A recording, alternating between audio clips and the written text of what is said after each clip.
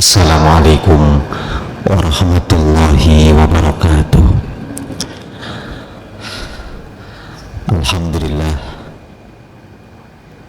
wassalatu wassalamu ala rasulillah Sayyidina Muhammad ibn Abdullah wa ala alihi wa sahbihi wa kulli man nasarahu wa wala.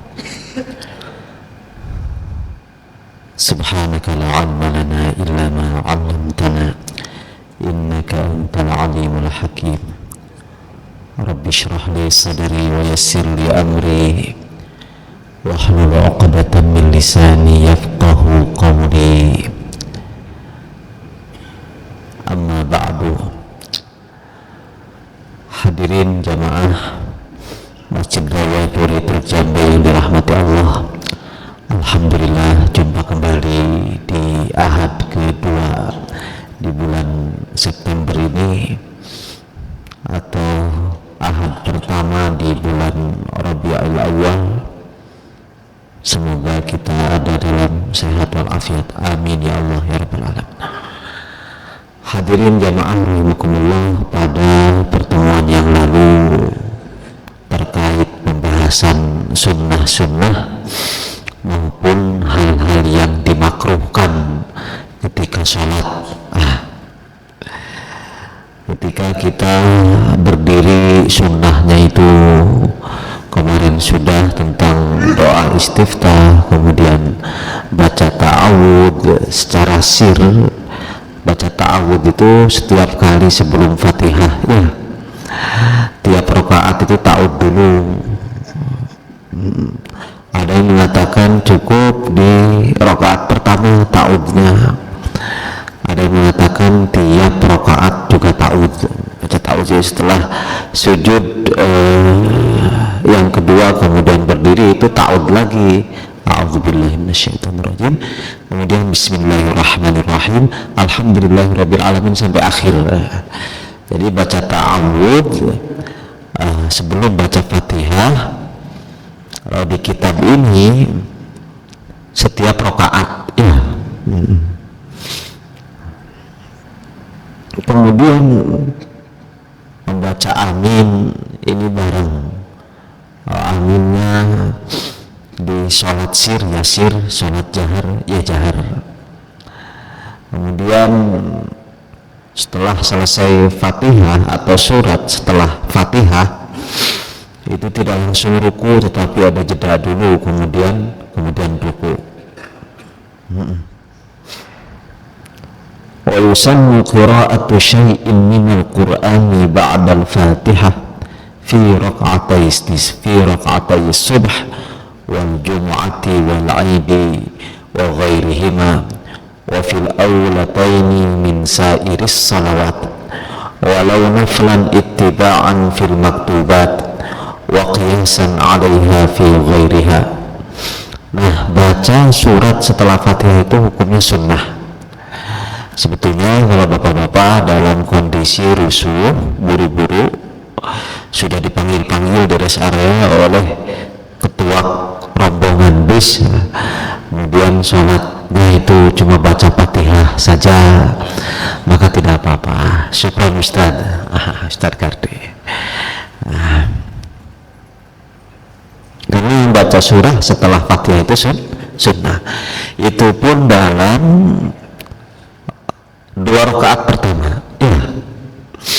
Untuk maghrib, isya, zuhur, asar, 2 rakaat terakhir Fatihah saja, tidak pakai surat. Yang disunahkan 2 rakaat pertama, walaupun hanya 2 rakaat sholatnya seperti subuh, ya. Dan itu hukumnya sunnah.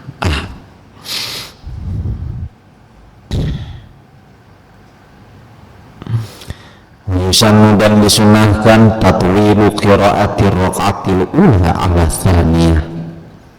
Rakaat yang pertama lebih panjang dari yang kedua.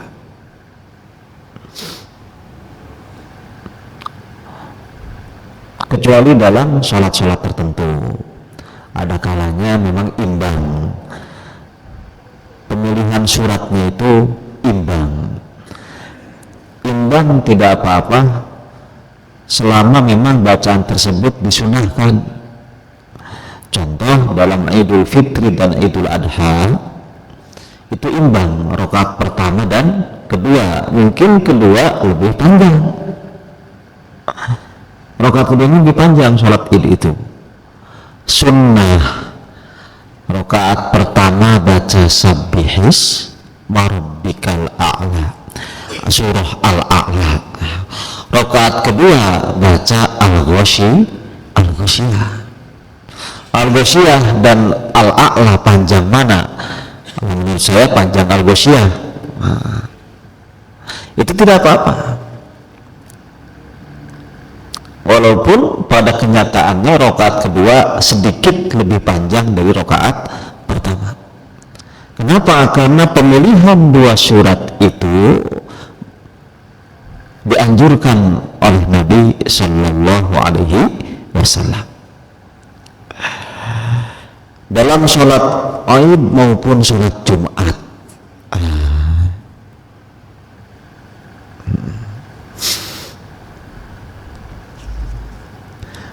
Yusannu jahru bil qiraati fi salatil jahriyati li ghairil mar'ati bi hadratil ajanib. Sunnah bacanya jahar kalau dalam sholat jahar kecuali perempuan. Ibu-ibu tidak disunahkan maghrib, isya, subuh bacaannya kenceng gitu sholat sendiri. Jika ada di kalangan mereka ajnabi yang bukan muhrim, saya kebetulan di rumah ada tamu dan sebagainya, orang lainnya, tapi kalau suami anak-anak yang masalah, tetap disunahkan untuk perempuan jika tidak ada fitnah. Salah satunya ia membaca kencang dalam sholat maghrib, isya, subuh, umpama sholat sendiri, dan tidak ada laki-laki lain.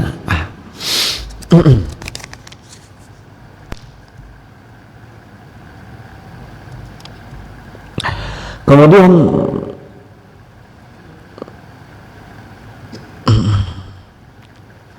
israr dan tawassut. Untuk sholat malam itu tawassut ya, sholat apaan? Tahajud itu tawassut. Sholat sendiri kita tahajud, ambil tawassut. Apa tawassut? Ini bapak-bapak rata-rata taunya jahar dan sir. Ada sebetulnya wa yusannul israru fi ghairi dzalik wat tawassutu fi nawafilil lail al-mutlaqati bainal jahri wal israr. Disunnahkan tawassut pertengahan antara jahar dan sir untuk sholat sunnah malam, tahajud, witir di kamar, di rumah maupun di masjid. Bainal jahri wal israr, antara jahar dan israr. Bagaimana tawassut yang dimaksud? Ayyajhara taratan fi rak'atain wa yusarra ukhra. Ada kalanya dua rakaat yang pertama itu bacanya keras, maksudnya kedengar sama yang lain. Ada kalanya tidak, disir. Jadi tidak terus-terusan jahar, tapi kadang juga disir. Kama warada min fi'alihi sallallahu alaihi wasallam, sebagaimana keterangan dari Nabi sallallahu alaihi wasallam sholat malamnya ya begitu. Kadang ketika beliau sholat terdengar oleh sahabat bacaannya ketika sholat malam nih. Kadang hanya terdengar oleh beliau sendiri, tidak terdengar oleh sahabat. Itu tawassut.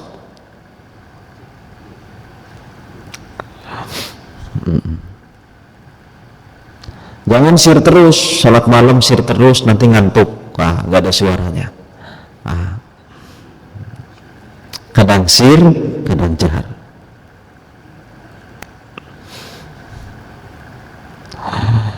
Selanjutnya yundabu disunnahkan qira'atu qisaril mufassali fil maghrib wa tuwaluhu lil munfarid wa imamu qaumin mahsurin radaw bit tatwil fis subha wa fi dhuhri bi qaribin min wa fil asri wal isya'i bi awsatihi kasyamsi wa nahwiha.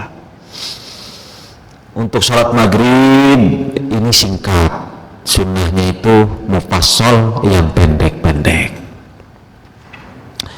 Salat maghrib para imam itu bacanya itu dari ad-duha sampai an-nas saja. Salat maghrib itu sunnahnya begitu.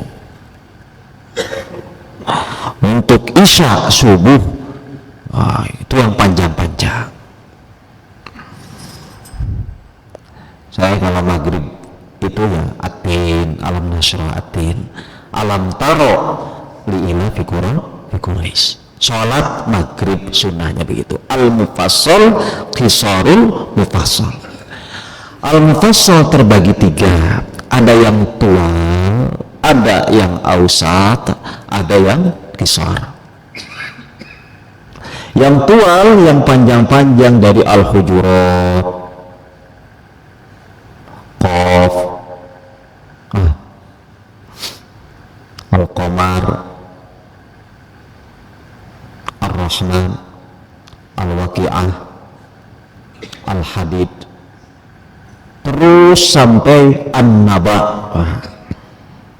Yang pertengahan dari An-Naba sampai Al-Bayyinah, yang pendek-pendek itu dari Az-Zalzalah sampai An-Nas. Untuk maghrib ya, pertama maghrib itu singkat waktunya, singkat. Bil khusus jika pada maghrib itu ada ta'lim, ada acara dan sebagainya.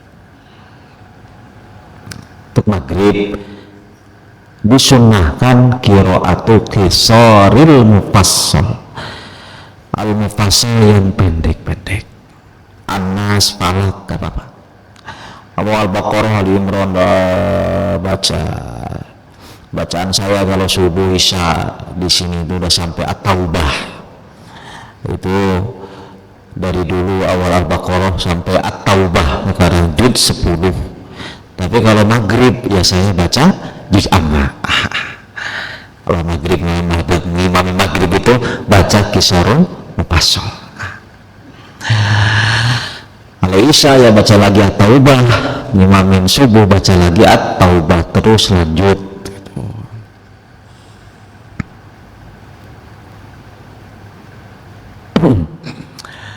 Hadirin jamaah rahimakumullah, yundabu disunnahkan fi awal subhil jumu'ah qira'atu surati as-sajdah. Subuh Jumat itu baca as-sajdah, rakaat pertama, rakaat kedua baca al-insan. Ini belum pernah saya di sini dilakukan, karena di sini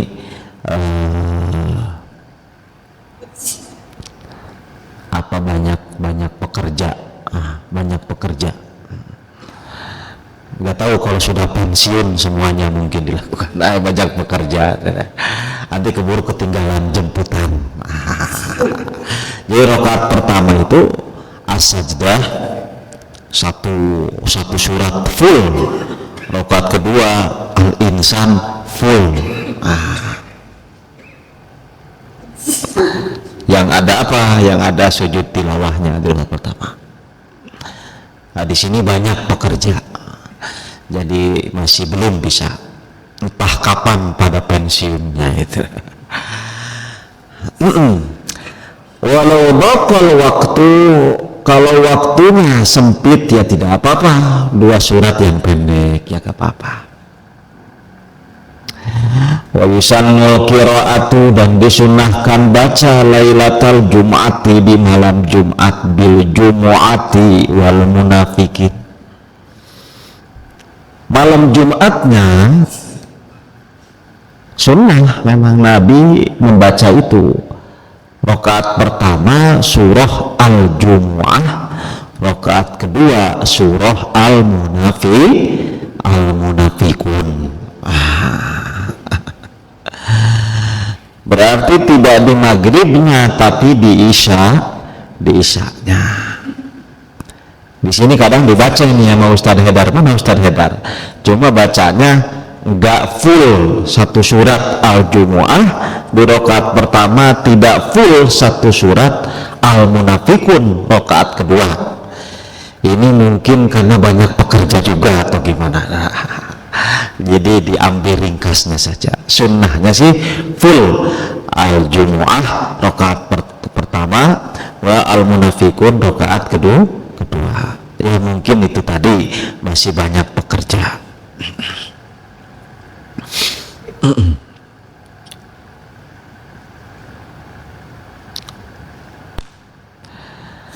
Selanjutnya satu lagi mungkin wa yusannu, dan disunahkan su'alur rahman, memohon kepada Allah, binahwi, dengan contoh membaca rabbighfir warham wa anta khairur rahimin. Ya Allah ampunilah, rabbighfir, ya Allah ampunilah, warham, dan sayangilah, wa anta khairur rahimin, dan engkau sebaik-baik yang menyayangi. Dibaca itu di dalam sholat ketika kita membaca ayat rahmat, ya. Ayat rahmat, ayat yang di dalamnya menjelaskan atau menyebutkan pirang-pirang rahmat Allah, dari mulai ampunannya Allah, kemudian janji kepada kaum mukmin, surganya Allah. Itu namanya ayat rahmat. Jangan diam saja. Baik sebagai imam maupun makmum, ini disunahkan untuk berkomunikasi dengan Allah, bermunajat di dalam sholat. Umpama lilladzina qul a'unabbi'ukum bi khairin min dzalikum lilladzina taqaw 'inda rabbihim jannatun tajri min tahtiha al-anhar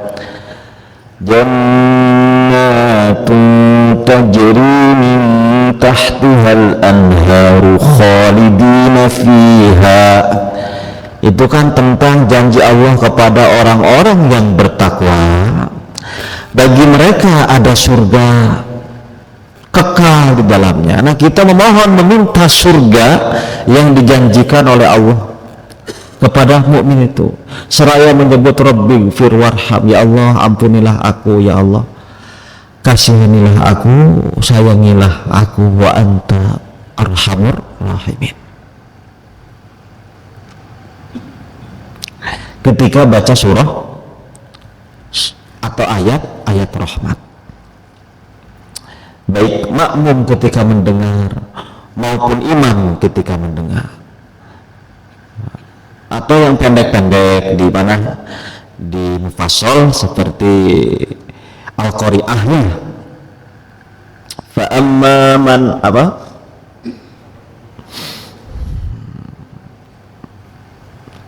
fa amma man thaqulat mawazinuhu fa huwa fi 'aishatir radiyah.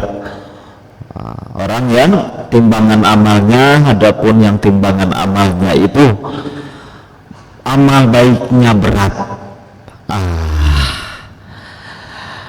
berbobot amal baiknya, maka baginya kehidupan yang diridhoi.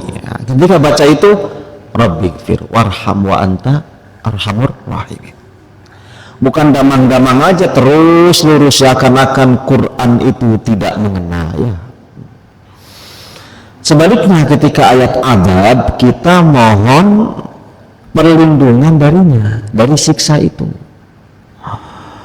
Wa amma man khaffat mawazinuhu fa ummuhu hawiyah wa ma adraka ma hiyah narun hamiyah. Adapun orang yang sedikit timbangan amalnya, maka ibunya tempat kembalinya neraka hawiyah. Tahukah engkau apa itu hawiyah? Narun hamiyah, api yang panas.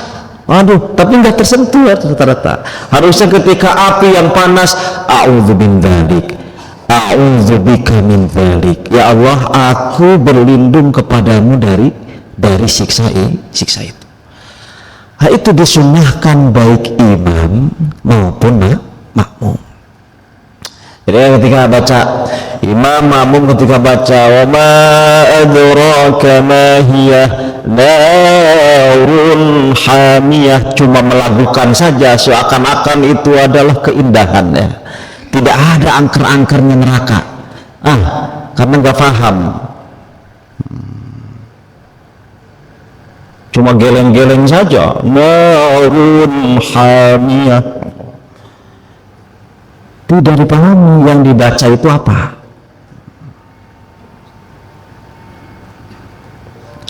Ini soal neraka. Ketika digambarkan neraka, mestinya tergambar bagaimana siksa Allah. Dan kita memohon kepada Allah untuk dijauhkan. A'udzubika min dzalik. Aku berlindung kepadamu ya Allah, min dzalika, dari neraka itu. Yasir saja bacanya. Nah, itulah barang siapa yang ingin berbicara denganku, bacalah Al-Quran begitu. Nah, ketika kita baca Quran baik dalam sholat maupun di luar sholat, ya begitu mestinya. Bukan lempeng-lempeng aja, cuma diliuk-liuk saja, kelok 9 lah, kelok 10 dan sebagainya, tanpa ada mentadaburi, tanpa ada setrumnya itu Al-Quran itu. Jangan sampai kita menjadi suatu kaum yang diramal oleh Nabi, kaum yang celaka. Gimana? Yaqra'unal Quran la yujawizu taraqihum. Baca Quran hanya sampai tenggorokan, tidak sampai hati. Tandanya apa? Lempeng aja.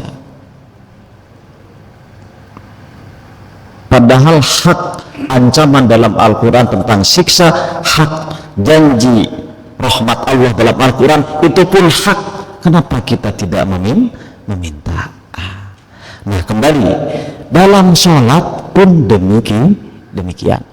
Dalam hadis riwayat Imam Muslim dari sahabat Hudzaifah, bagaimana Rasulullah Shallallahu Alaihi Wasallam melewati ayat tasbih, beliau sabbah, melewati ayat rahmat, ya, memohon rahmat, melewati ayat azab, beliau ta'awwadza, berlindung.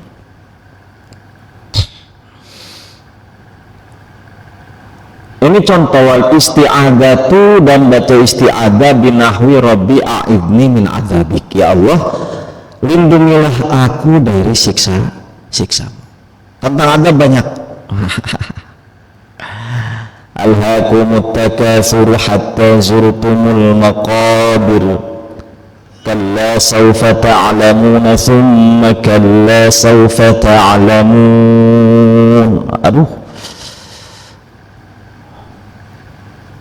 Memperbanyak harta benda, paloba-loba duit, paloba-loba, itu malah membuatmu lengah di dunia ini. Kalian nanti akan tahu. Ini kan khitabnya, targetnya kepada orang-orang yang tidak percaya hari akhirat. kalla law ta'lamuna 'ilmal yaqin latarawunnal jahim. Kamu pasti akan melihat neraka jahanam. Ya karena nggak ngerti pas latarawunnal jahim ya damang aja. Padahal itu ketika baca itu neraka jahanam itu diperlihatkan kepada kita. Mestinya demikian. Tsumma latarawunnaha 'ainal yaqin. Kita akan baca itu mestinya tersentuh, Rabbi a'idni min adzabik. Ya Allah, semoga kita tidak termasuk yang disebutkan di situ. Semoga kita tidak bernasib diperlihatkan, dijongkokkan ke neraka jahim itu.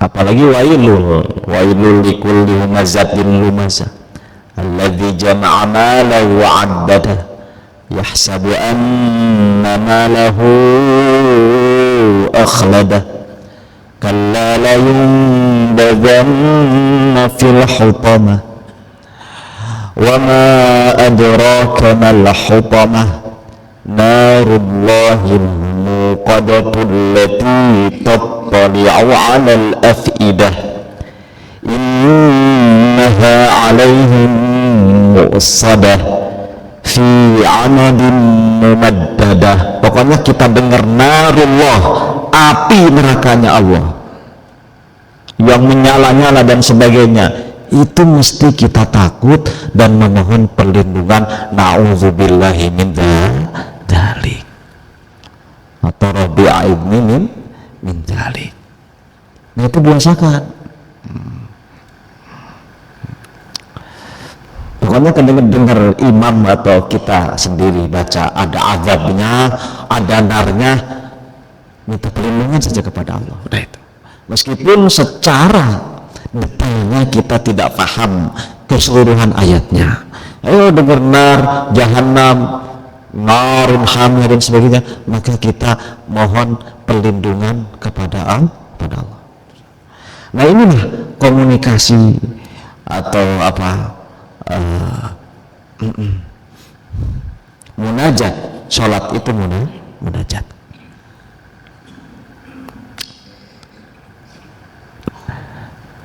Dalam satu surat itu pasti ada saja, ada ayat rahmat, ada ayat azab. Kemudian satu lagi,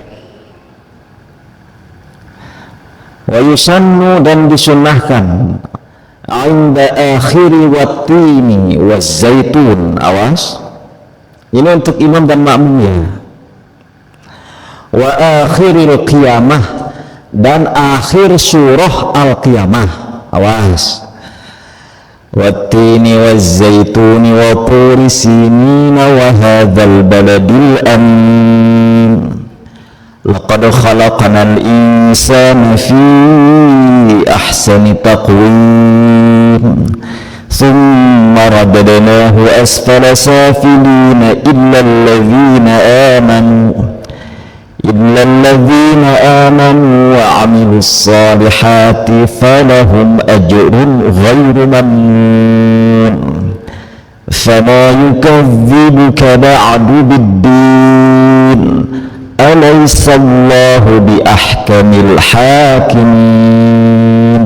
Itu jangan diam, itu Allah nanya sama kita, alaysa Allahu bi ahkamil hakimin, bukankah Allah itu sebaik-baik hakim? Jangan diam orang ditanya. Sunnahnya baca subhanak bala, atau tanpa tasbih langsung bala wa ana minasy syahidin. Itu untuk imam dan makmum. Bala, apa artinya bala? Bala itu artinya tentu saja engkau adalah sebaik-baik hakim. Bala jawaban dari yang nafi untuk mempositifkan. Jangan dijawab na'am. Bukankah Allah sebaik-baik hakim? Kalau jawabnya na'am berarti benar, bukan? Itu salah. Bukankah Allah itu sebaik-baik hakim? Bala, tentu saja Allah sebaik-baik hakim. Wa ana minasyahidin, dan aku termasuk yang orang-orang yang bersaksi. Jadi baik imam maupun makmum kalau setelah baca atin di akhir itu alaisa Allahu bi ahkamil hakimin, sir saja bala wa ana ala dzalika minasyahidin. Baik imam maupun makmum, jangan diem aja. Allah nanya sama kita, giliran kita doa nggak diijabah. Kapan katanya jawaban Allah? Kita ditanya sama Allah juga menang, gak jawab. Ini untuk akhir surah At-Tin dan akhir surah Al-Qiyamah. Ingat-ingat, jawaban tadi itu bala wa ana minasyahidin. 1 menit juga hafal itu, bala wa ana minasyahidin, atau bala saja cukup. Ketika kita mengucap bala, jawaban dari alaisa, maka menyatakan bahwa benar Allah sebaik-baik yang menghakimi. Pertama surah At-Tin, akhir surah At-Tin. Yang kedua akhir surah Al-Qiyamah. Alaisa dzalika biqadirin ala an yuhyiyal mauta. Bukankah yang demikian itu Allah Ta'ala mampu untuk menghidupkan orang-orang yang mati? Bukankah Allah mampu untuk menghidupkan orang-orang yang mati? Itu ditanya sama Allah. Itu jangan diam aja, kita jawab bala. Nah, ini dalam sholat aja demikian, apalagi ketika tadarus ya juga sama. Apa itu kita tadarus? Baca Quran itu komunikatif dengan Allah Ta'ala. Harus dibiasakan. Awas, akhir surah At-Tin, akhir surah Al-Qiyamah. Umumnya setelah alaisa itu Quran juga menjawab sendiri dengan bala. Alastu bi rabbikum qalu bala. Awalaysa alladhi khalaqas samawati wal arda biqadirin ala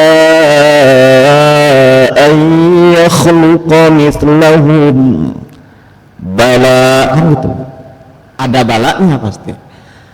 Nah, ketika alaisa tidak ada balanya, kita yang menjawab bala itu.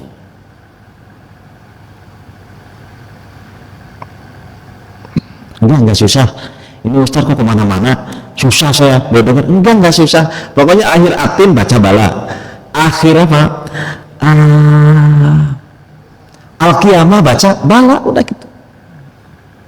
Syukur-syukur bala wa ana minasyahidin sebagai ikrar kita, ikrar atas keagungan Allah Subhanahu wa Ta'ala, karena Allah sedang bertanya kepada kita.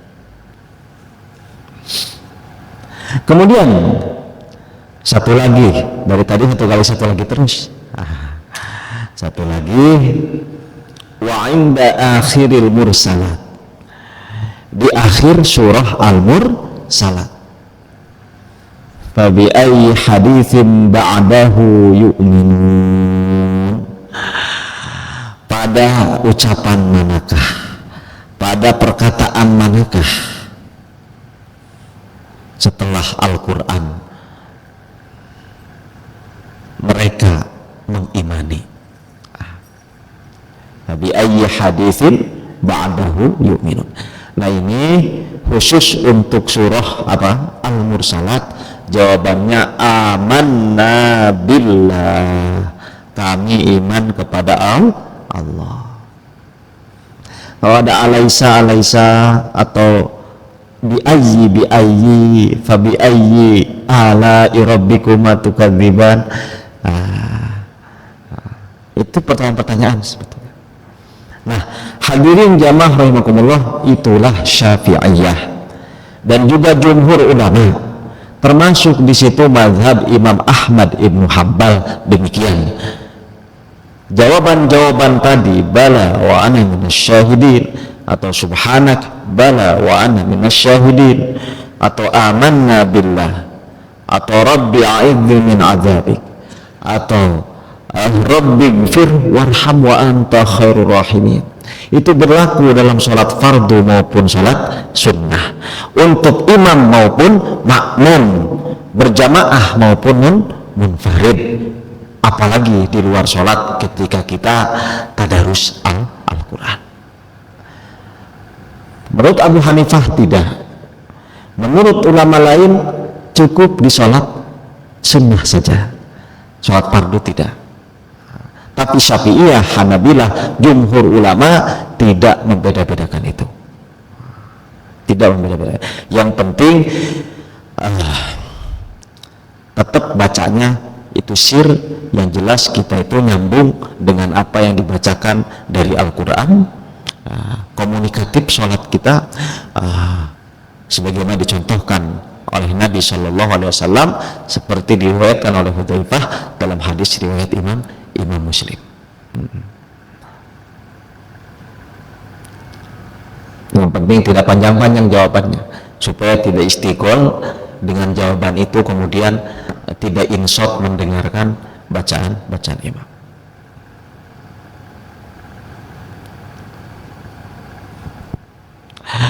Terakhir satu lagi beneran ini beneran, satu lagi ini poin 15 ini.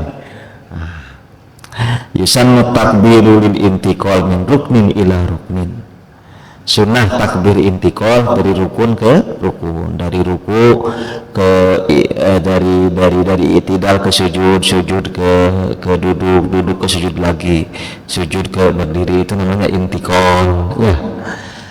Memang tidak wajib ya baca takbir, wajibnya baca Allahu Akbar itu ketika takbiratul ihram saja awal. Adapun takbir perpindahan, kecuali dari ruku ke i'tidal, tidak baca Allahu Akbar, tapi baca sami Allahu liman hamidah. Nah, takbir perpindahan itu hukumnya sunnah, dan sunnah dipanjangkan mulai dari rukun sampai rukun yang lain. Contoh, ketika sujud ke duduk ya cukup Allahu Akbar. Ketika dari sujud ke berdiri Allahu Akbar. Jadi jangan sampai kita coba baca Allahu Akbar tapi belum berdiri gitu, hanya cuma berendah aja. Dari berdiri ke sujud Allahu Akbar, ini terlalu pendek, tapi Allahu Akbar, Allahu Akbar. Ketika Allah itu bergerak, ketika bar itu sudah masuk ke rukun yang selanjutnya, yaitu sujud. Jadi sujud duduk Allahu Akbar begitu, Allahu Akbar, Allahu Akbar, wa maddahu ila ruknil ladzi ba'dahu. Jadi tidak begini Allahu Akbar terlalu cepat baca akbarnya padahal kita belum ke tempat sujud. Allahu Akbar kecepatan padahal belum duduk, jangan. Jadi Allahu Akbar, gitu. Jadi dipanjangkan sesuai dengan kita seberapa panjang waktunya dari perpindahan itu. Hanya takbiratul ihram saja yang pendek itu, jangan panjang-panjang. Allah kepanjangan, apa boleh makruh. Takbiratul ihram itu nggak apa-apa. Allah. Jadi berarti Allahu Akbar, bar itu sudah pada rukun selanjutnya. Allah itu sudah kita dari berdiri ke sujud. Ketika bar itu kita posisi sudah sujud. Jangan terlalu cepat baca Allahu Akbarnya padahal kita belum sampai ke rukun berikutnya. Hadirin jamaah rahimakumullah, mungkin itu saja. Ada 15 poin diringkas, mudah-mudahan bermanfaat. Soal yang tadi jawaban-jawaban tidak susah, pun tidak setiap akhir surat ya, akhir atin, akhir al-qiyamah, kemudian akhir apa?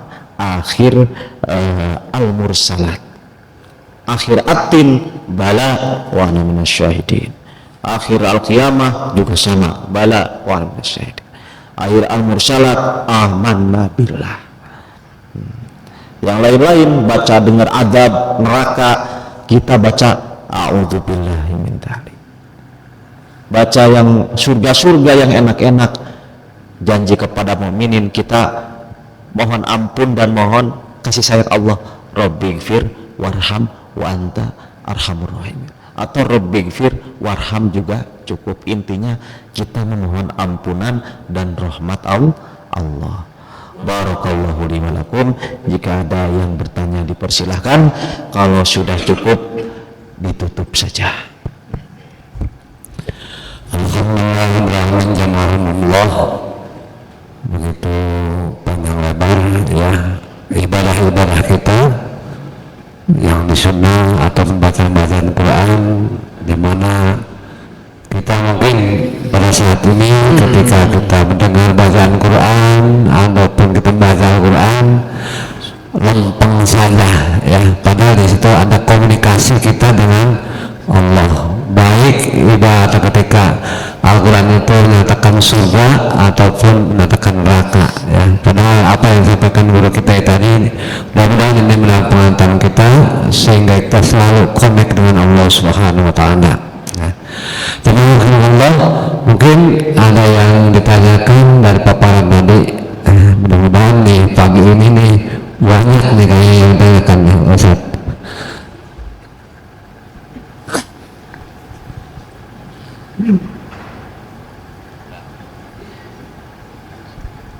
Assalamualaikum warahmatullahi wabarakatuh. Ada dua Ustaz pertanyaan. Yang pertama, sementara ini saya baru bisanya komunikasi kalau dengar Rabbighfirli Robbana Allahumma itu komunikasinya cuma amin gitu aja. Kalau yang itu baru dengar saya terus terang. Yang kedua, ketika Ustaz bilang tadi maghrib itu salat itu bacanya pendek-pendek, sayangnya ini pas supir-supirnya pada nggak ada nih pas supirnya nggak ada Ustaz terangin ini. Jadi kalau saya dengar tuh pas maghrib itu wah panjang-panjang itu Ustaz. Nah itu saya pernah dengar sendiri pas kebetulan Ustaz yang jadi imam maghrib, saya kebetulan alhamdulillah ikut di belakang, nggak gengsi itu baca ina atau ina gitu tapi ini kebanyakan kalau maghrib tuh wah hebat-hebat itu padahal udah kedengeran anak nangis, anak pada lari-lari itu ya. Enaknya saya cuma saranin aja supir-supirnya itu ya dikasih tahu makasih assalamualaikum, padahal itu sunnah ya tidak. Makasih assalamualaikum warahmatullahi wabarakatuh. Enggak, yang lain coba bentar.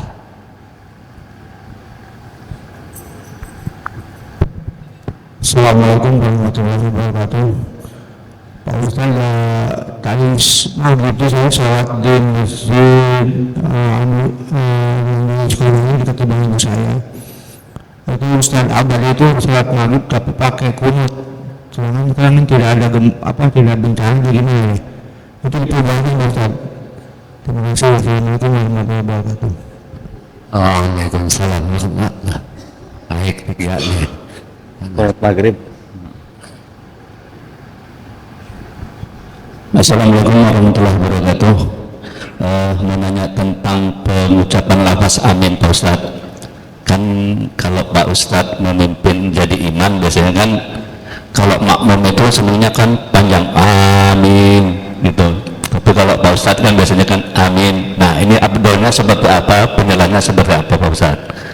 Kemudian yang kedua, gerakan daripada makmum dan imam sering saya lihat tanpa sengaja ketika imam itu ruku ataupun sujud sebelum mengucapkan aba-aba, si makmum juga udah ikut tanpa dengar komando.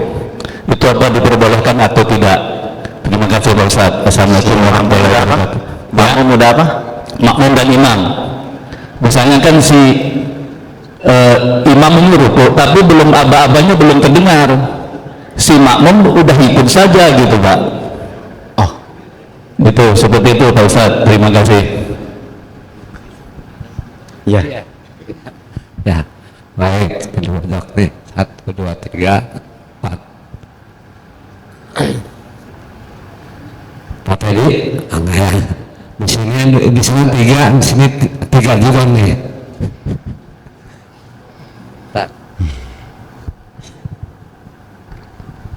Bismillahirrahmanirrahim. Assalamualaikum warahmatullahi wabarakatuh. Pak Ustadz izin bertanya, mohon penjelasan masalah sholat sunat asar dan subuh. Kan itu kan ba'da asar dan ba'da subuh. Qobliyah asar dan qobliyah subuh. Itu niatnya bagaimana? Apakah tetap menggunakan qobliyah atau hanya sunatan saja? Satu. Kedua, setelah sholat subuh itu kan beberapa sumber mengatakan bahwa tidak boleh ada sholat lagi selain sholat isrok. Itu yang kedua. Yang ketiga, satu lagi, ini di luar kajian Pak Ustadz, mohon bertanya nih, untuk masalah orang meninggal itu ada berbagai cara Pak Ustadz. Ada yang mati bunuh diri, ada yang mati kecelakaan, ada yang disantet. Itu kan jasad akan berpisah dengan ruh. Nah, setelah meninggal itu kemana ruhnya? Kalau jasad jelas dikubur, ruhnya kemana? Itu aja Pak Ustadz, terima kasih. Assalamualaikum warahmatullahi wabarakatuh. Allah wabarakatuh. Pak Teddy, Apa? Alam kubur. Assalamualaikum warahmatullahi wabarakatuh. Nanya sedikit Ustaz. Ini soal rakaat kedua, rakaat ketiga ini kalau surahnya dibaca pertamanya rakaat pertamanya dibacanya surah Nisa, rakaat keduanya dibaca Al-Baqarah, bisa nggak betul Pak Ustaz? Jadi enggak, ini di Al-Quran itu aturannya kan Al-Baqarah duluan, baru An-Nisa. Kalau dia bacanya An-Nisa dulu, baru yang keduanya Al-Baqarah, gitu kayak gitu loh. Misalnya Al-Ikhlas Anas dulu, baru Al-Ikhlas di keduanya, gitu. Gimana itu Pak Ustaz? Terima kasih. ada lagi. Kameramen.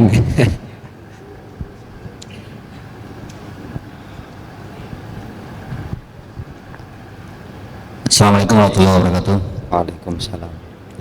Terkait ketika imam membaca surat-surat yang ada sejadah tadi, kan kadang-kadang tidak semua hafal tuh, imam langsung sujud tilawah. Nah, makmum yang nggak tahu kan bingung dan mendahului dengan ruku ya. Nah, apakah itu termasuk kategori makmum mendahului imam karena udah ruku dulu gitu kan, nggak tahu kan biasanya. Itu yang pertama. Apakah memang disunahkan juga membaca harus melakukan sujud sahwi karena ada kesalahan gitu. Terus yang kedua, ini pernah kejadian di masjid di Raja ini, kalau nggak salah kurang rakaat, cuman rumah ragu-ragu nih di depan, antara ya mau ngegroto imam, di belakang juga jadi selesai sholat itu jadi rame. Nah, apakah yang ragu-ragu ini tetap melakukan sahwinya, sujud sahwinya, dan karena ada kesalahan rakaat, ataukah harus diulang gitu? Karena yang tadi bang tuh kayaknya tahu kalau itu ada kekurangan rakaat, tapi di depan tidak teguran, juga tidak ada melakukan rakaat yang kekurangan itu. Terima kasih. Assalamualaikum warahmatullahi wabarakatuh. Salam. Mungkin ibu-ibu ya, ini udah 36. Ibu-ibu ada, Bu?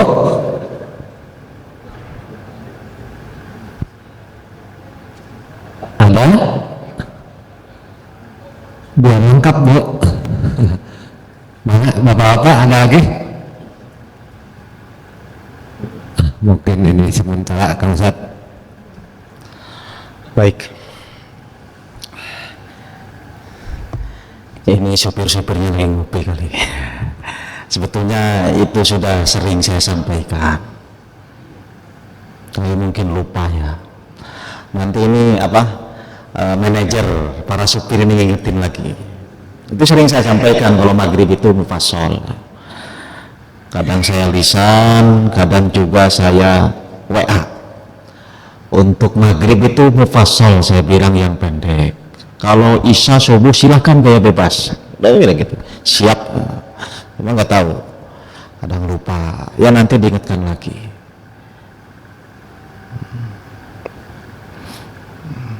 Supaya untuk maghrib itu yang pendek, di samping memang waktunya sedikit, kemudian apalagi kalau ada kajian, memang sunnahnya memang demikian ya. Mengenai itu nanti PR Imaroh tersendiri untuk mentertibkan kembali. Kemudian doa-doa tadi Rabbi firwarham dan sebagainya, kalau baru dengar ya alhamdulillah, berarti sekarang sudah dengar. Semoga itu bisa diamalkan ya, supaya lebih mengena. Saya kira itu satu yang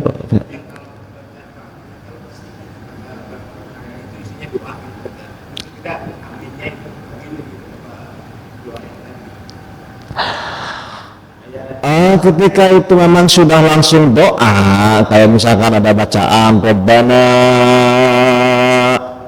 Rabbana la tuzigh qulubana ba'da idh hadaitana wa hab lana min ladunka rahmah innaka antal wahhab. Ya kita langsung amini saja kalau itu. Tapi ya sir gitu, enggak amin kayak ngaminin Fatihah enggak gitu. Atau kita lagi baca, ketika baca Rabbi auzi ini ya kita amin. Kalau kita lagi bertadarus juga sama. Itu doa-doa yang memang layak kita baca. Ketika kita membaca ya layak kita amini gitu. Itu langsung saja kalau itu, karena sudah doa, tinggal mengamini saja. Tapi kalau yang sifatnya bukan doa seperti tentang gambaran neraka dan sebagainya, kita langsung ta'awudz. Kalau gambaran surga kita mohon rahmat itu. Kalau yang sudah doa bentuknya kita amini saja. Amin. Ya Allah, amin. Baik. Kemudian mengenai sholat tadi, sholat maghrib ada kunutnya. di masjid mana Pak?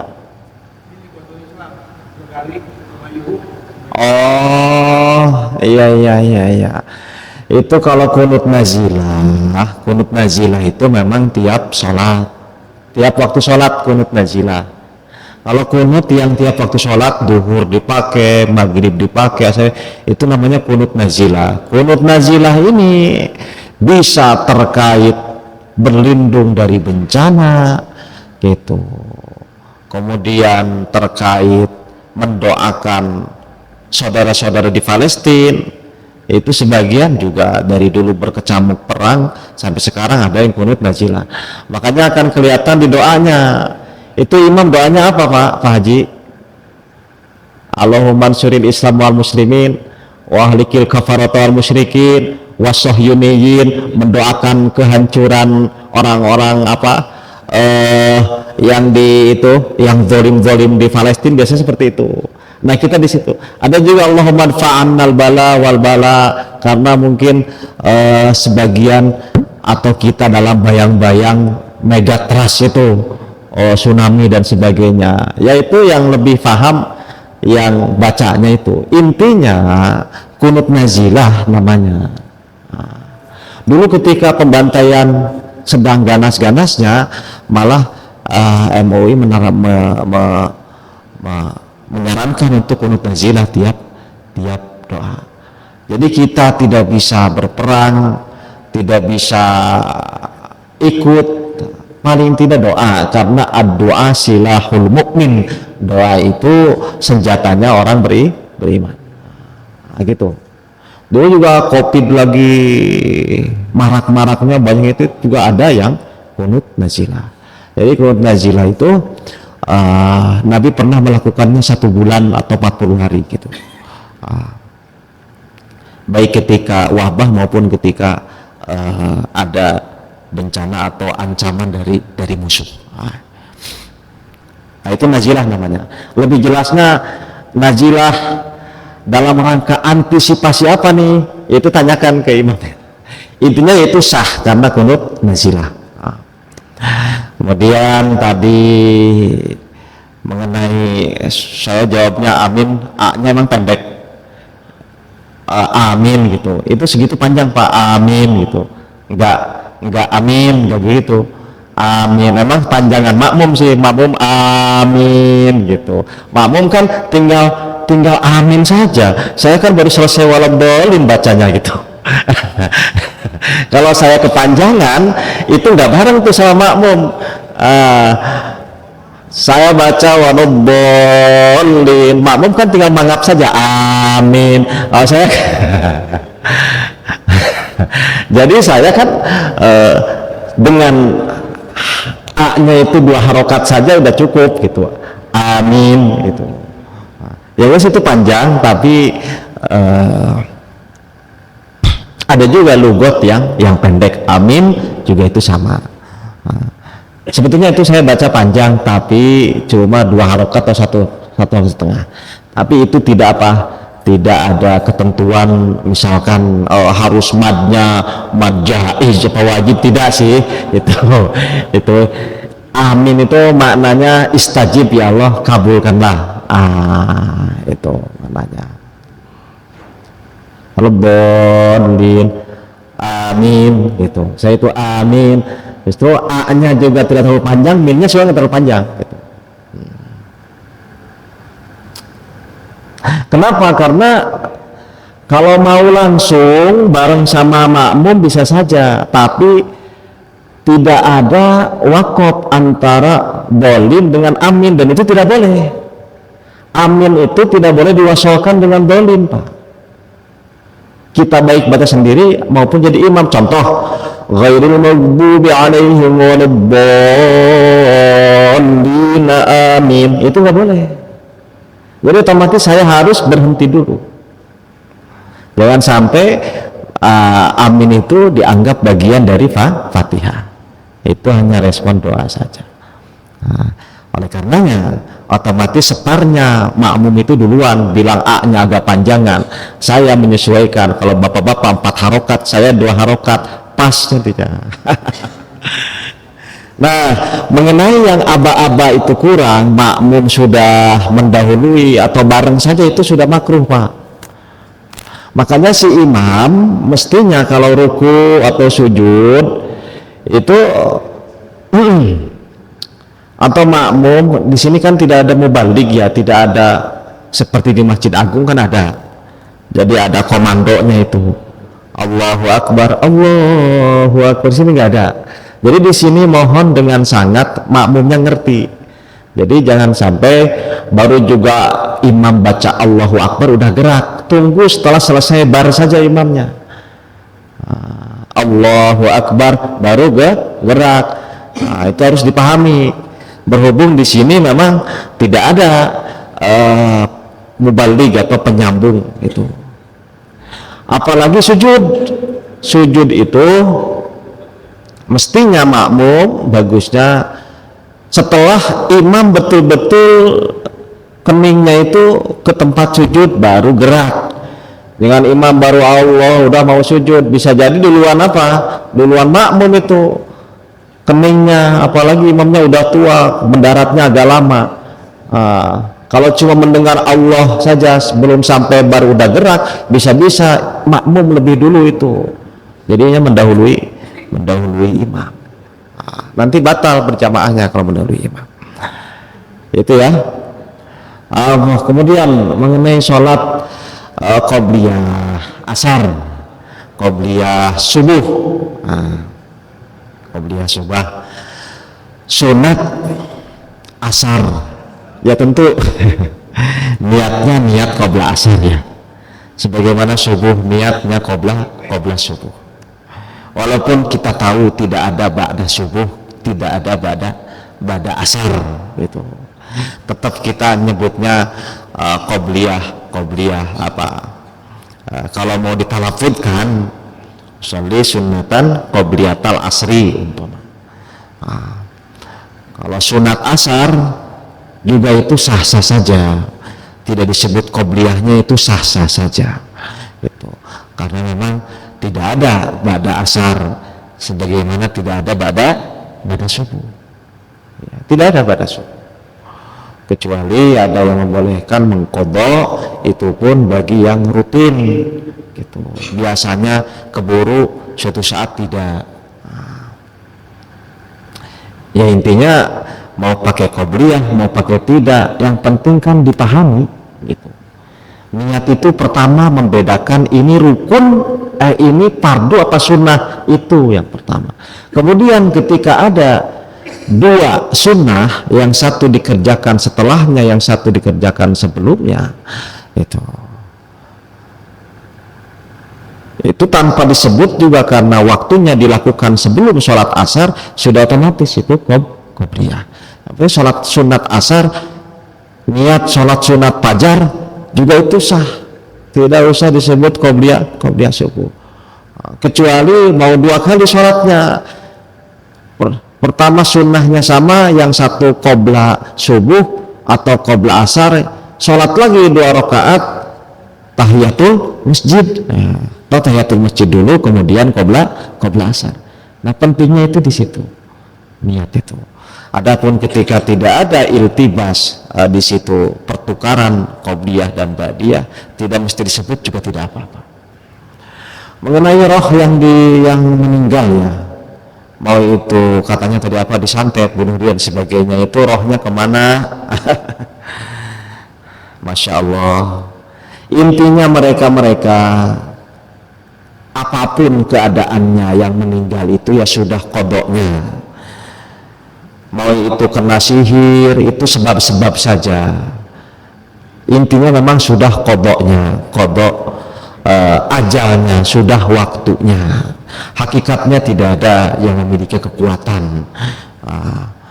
Allah Subhanahu wa taala tidaklah seorang wama kana li nafsin an tamuta illa bi idnillahi kitabam muajjala. Tidaklah satupun jiwa yang mati kecuali sudah ada dalam ketentuannya. Sudah ada dalam ketentuannya. Berarti mau yang bagaimanapun meninggalnya, ya hakikatnya itu sudah waktunya, sudah waktunya, sudah ajalnya. Kemudian kemana ruh? Ya tentu saja di alamnya, alam barzakh, ya alam ruh di alam barzakh. Alam barzakhnya seperti apa? Wallahu a'lam. Masya Allah. Kecuali ruh syuhada ya, ruh syuhada itu sudah langsung di surga. Ruh syuhada itu di surga, sudah masuk surga. Ruh orang-orang yang gugur syahid di jalan Allah, itu ruh syuhada. Wala taqulu liman yuqtalu fi sabilillahi amwat bal ahya'un 'inda rabbihim yurzaqun. Itu satu. Yang kedua, wala tahsabanna alladzina qutilu fi sabilillahi amwata bal ahya'un 'inda rabbihim yurzaqun. Ada dua mengenai orang yang terbunuh di jalan Allah. Kamu jangan mengatakan ia mati, ia hidup, tapi kamu tidak ngerti, tidak sadar, menyadari kehidupan. Wala taqulu lima yuqtalu fi sabilillahi amwatun bal ahya'u walakin la tash'urun. Itu di juz 2, di juz 4, wala tahsabanna alladzina qutilu fi sabilillahi amwata bal ahya'un 'inda rabbihim yurzaqun. Nah, di mana di rizkian maksudnya? Yaitu di surga. Ruhnya berada di temboloknya burung-burung hijau surga, terbang kemana saja ia mau. Gitu. Lahum ma yasha'una 'inda rabbihim. Bagi mereka apa saja yang mereka inginkan ada di sisi Tuhan mereka. Itu ruhnya syuhada. Kalau yang syuhada di jalan Allah begitu, sudah di surga, ruhnya ada di tembolok burung-burung surga, terbang kemana, bergelantungan di arasnya Allah.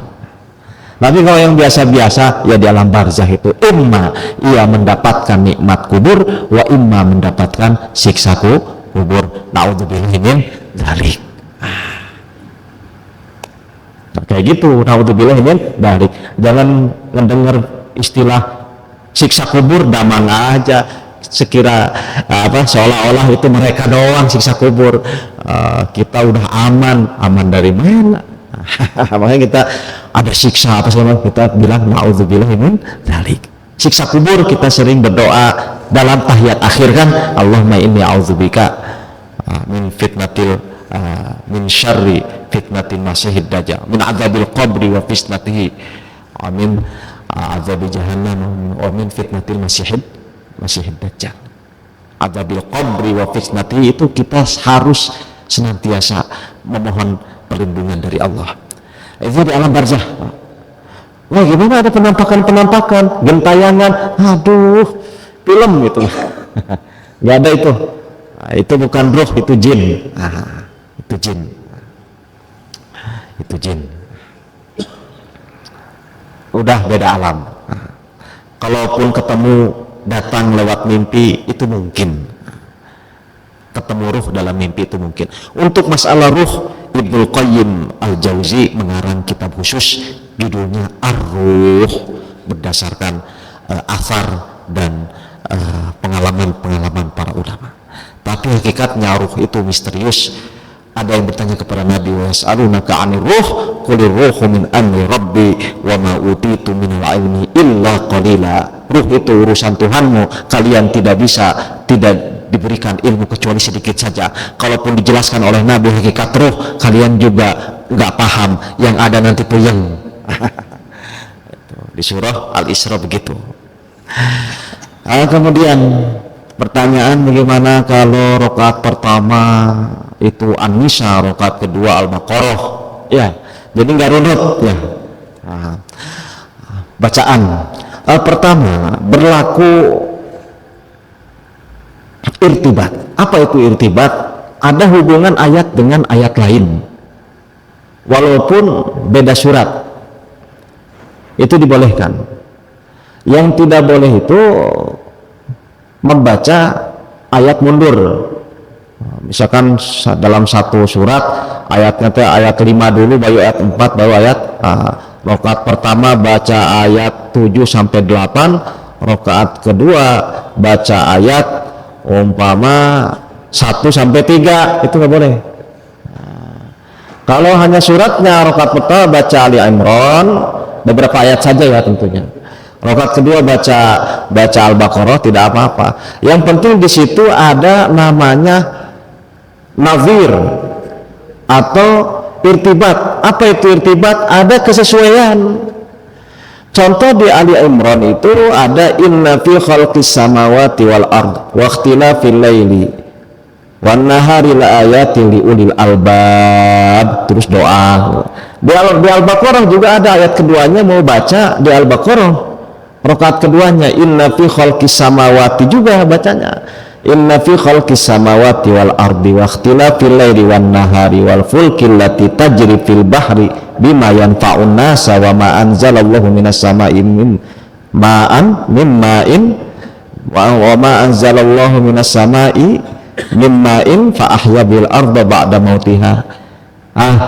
Itu walaupun beda surat, tetapi ada maksud di situ syabih, artinya memperkuat bacaan yang pertama dengan bacaan yang kedua di lain surat tapi maknanya sama. Makanya yang ngaclog itu sebetulnya silahkan, asal Anda ngerti apa hubungan kaitan rakaat pertama dan rakaat yang kedua. Tidak asal kalau bisa begitu. Tapi bagusnya kalau tidak ada tujuan tertentu, hubungan antara bacaan ayat surat di rakaat pertama dan rakaat kedua tidak dimaksudkan ada hubungan, maka lebih baik runut gitu. Lebih baik runut.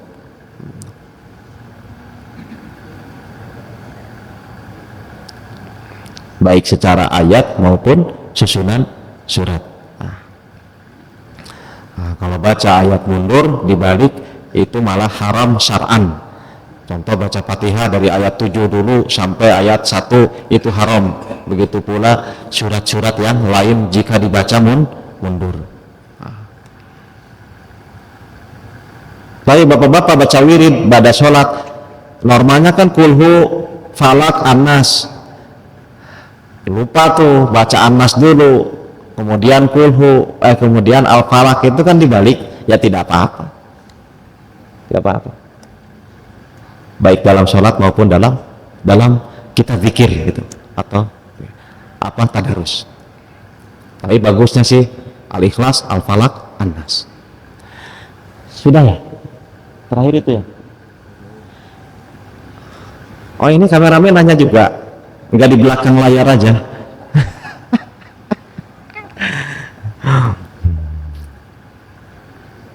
Tadi yang ditanyakan, kameramen itu nanya apa ya? Saya malah blank kameramen ini. Lagi-lagi kan. Yang apa? Clue-nya apa tadi? Oh iya, orang sujud tilawah dia malah ruku. Dia malah ruku.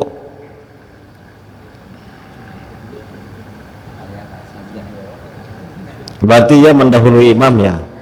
Makanya bagusnya, kalau ada sujud tilawah, dibilang imam itu bilang, kalau imam mau baca misalkan as-sajdah, nanti rakaat pertama ada sujud tilawah gitu. Nanti rakaat kedua ada sujud tilawah, bilang. Saya kira kalau ruku tapi lihat teman-teman itu kok sujud, ikut sujud, itu ya nggak apa-apa. Artinya rukunya belum jadi, itu masih mau dalam proses mau ruku tapi akhirnya sujud tilawah.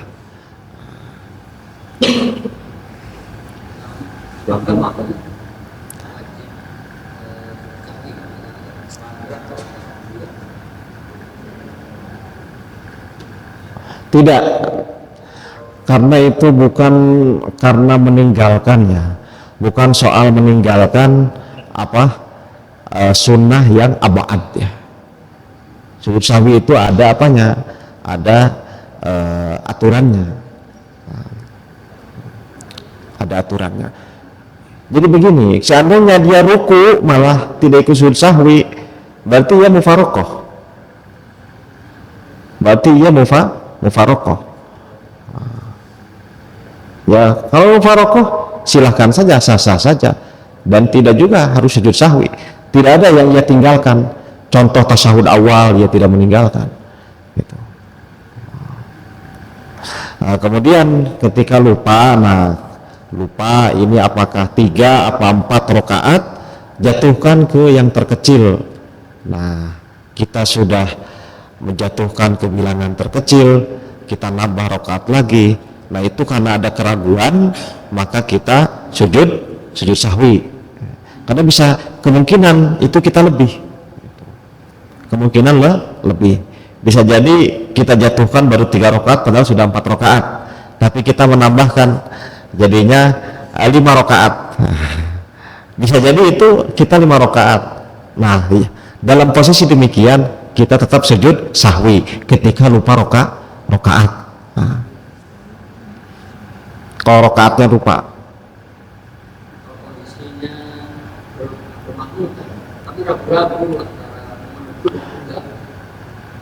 Oh, jangan ragu-ragu. Kalau emang jadi pada ada yang sujud lagi, satu rakaat, ada yang lanjut. Kalau ternyata ketika imam salah kita tidak negur rakaatnya ya, kemudian kurang, imam salam, ya kita tidak ikut salam. Kalau ternyata kita yakinnya kurang, ya kita berdiri lagi. Karena umpama sudah dianggap terlanjur ya, gitu. Imam itu sholat zuhur 3 rakaat. Nah, kalau kita sudah ngerti itu imam 3 rakaat salam, negur nggak berani juga yang depan, kita udah kedengaran, ya kita tidak ikut salamnya imam, tidak ikut tahiyatnya imam. Dalam hal itu kita mufaroqah saja.